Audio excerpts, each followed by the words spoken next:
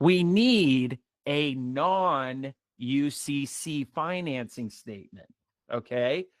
Because it's for the record of a lien. Now, many of you might be asking, what is a non-UCC, okay?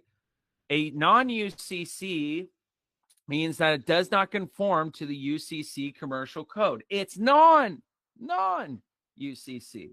And it looks like this.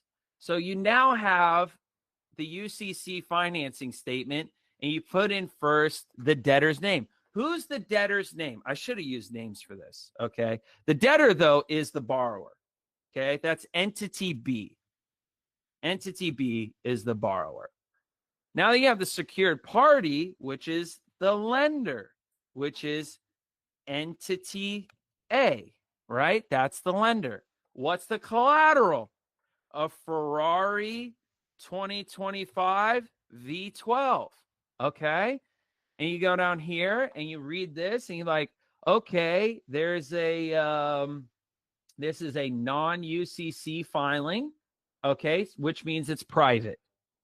You see, a UCC1 filing is public. You have to go through the Secretary of State. You have to do it publicly. But you could do a non-UCC, which means it's not public. It's in the private. You can even get it recorded at the county recorder, but you don't have to. And now you have a private lien, okay? And it's time-stamped. It's time-stamped. Okay, for when the on when the lien was initiated, and I'll talk about that in a second. But it's non-UCC, and this is between who? A seller and a buyer, right? It's between a seller and a buyer. So how do you then file or record a non-UCC if it's not public? It's through the private registered mail number, the registered mail number. How does that look? I have an example, non-UCC.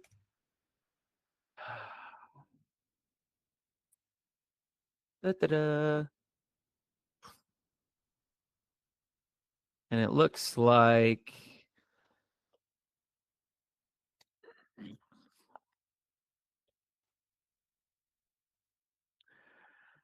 okay. I'm gonna really zoom in here. There you go. Sure. Looks like that. Non-UCC official document filing per register mail number. And look at that. It's got a registered mail number from what you shipped it from. Now, remember, the registered mail number, it's just shipped to yourself. And then it's date posted and recorded. Here is, you can use any type of stamp. It has to be like a forever stamp or something like that. You put a stamp across it, forever stamp across it, and then you put the EIN number of the secured party, and your signature from the authorized representative through it. And right here is the date in which it was recorded, which is the date you shipped it to yourself. So now you recorded privately your non-UCC. You will have a priority lien now over this Ferrari, okay? Now, let's go back to our steps now. So now you have done the following. What you have done is let's see. Now you have all the key elements to now have full control over these entities. Let me see. Let me find where I was at.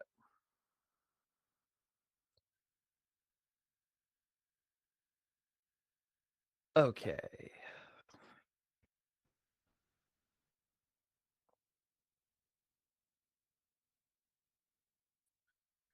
Okay. Let me go a little bit more actually into what the non-UCC is all about. The non-UCC just simply refers to an agreement, liens, or contracts that are not governed by the Uniform Commercial Code. So I wanted to at least state that. The UCC governs most commercial transactions in the United States, particularly secured transactions, sales of goods, negotiable instruments, leases, and more. A UCC lien is a public and filed with the state Secretary of State, what makes it a statutory or government regulated framework. Where a non-UCC agreement is a private agreement not filed publicly under the UCC statutes, and they are contractual liens under trusts and agreements created outside the statutory system. The common uses, as we're seeing for a non-UCC, are for private trust agreements, common law liens, or private membership associations, okay?